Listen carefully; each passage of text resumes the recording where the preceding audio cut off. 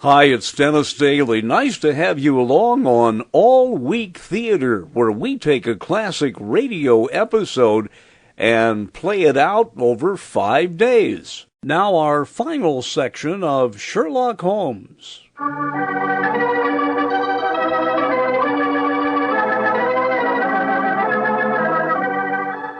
Holmes, I'm getting a crick in my neck trying to peer through this wretched curtain. How much longer do we have to wait? Our murderer arrives. You certain he'll come? Not certain, but hopeful.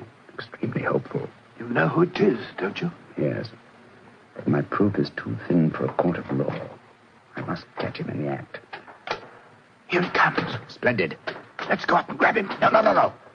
They walk into my trap. He's coming towards the head of the stairs. Oh! Great Scott! Exactly. A simple piece of wire stretched across the gallery is remarkably effective, even with ghosts. Come on, Watson. Help me off with this visor. There we are. Good Lord, it's James Nolan. Exactly. What's happened? You walked into a simple trap, my friend. I'm afraid the next trap will be more lethal, for it will undoubtedly prove to be the one beneath the gallows.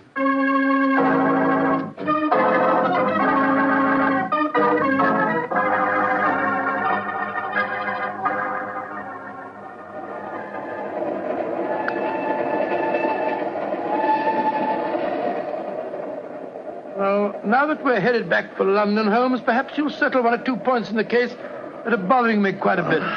With pleasure, my dear chap. What are they? I still don't see what Nolan's motive was in murdering the American. Oh, that should be obvious. He wanted to ensure that his sister's fiancé would enjoy undisputed title to the name and estates. Well, how did you know it was Nolan? When I examined the authentic suit of armor, you see, it was obvious it had never been worn. But I still don't quite understand. Oh, come now, old chap. The suit of armor was in a heap on the floor. Yeah? And if it had been hastily discarded and the gauntlets were on top of the pile, you remember? Well, that's right, they were. If the suit had really been worn, the gauntlets would have been the first things to have been taken off, and so would have been underneath the pile.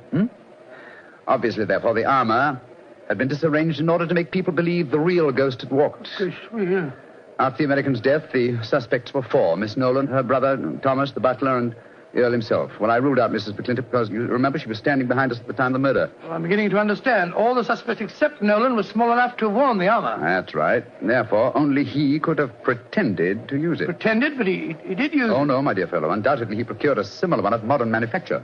An amazing case, Holmes. An interesting one, at any rate. And once again, old fellow, I'm forcibly reminded of an old Scottish litany. Scottish litany? Which one's that? Oh, you remember it.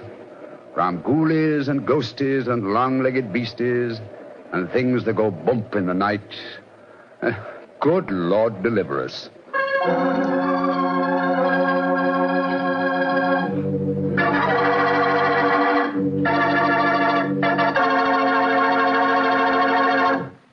Well, Doctor, that was really a swell story.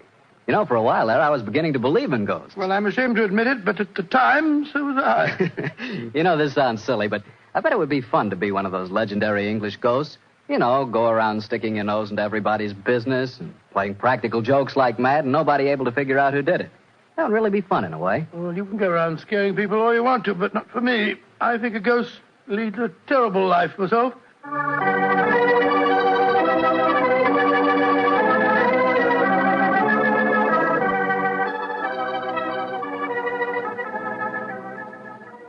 Tonight's Sherlock Holmes adventure is written by Dennis Green and Anthony Boucher and is based on an incident in the Sir Arthur Conan Doyle story, The Crooked Man.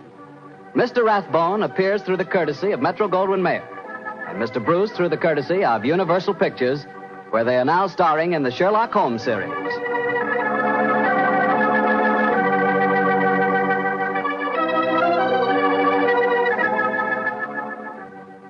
The Petri Wine Company of San Francisco, California, invites you to tune in again next week, same time, same station. Oh, the Petri family took the time to bring you such good wine. So when you eat and when you cook, remember Petri wine. To make good food taste better, remember... Petri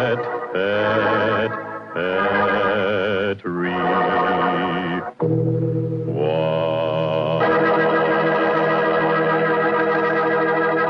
This is Harry Bartell saying goodnight for the Petrie family. Sherlock Holmes comes to you from our Hollywood studios. This is the Mutual Broadcasting System.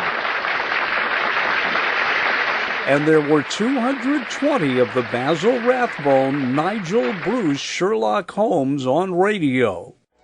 So join me next time when I take a classic old-time radio episode and split it up into 5 easy-to-digest pieces, right here on All Week Theater.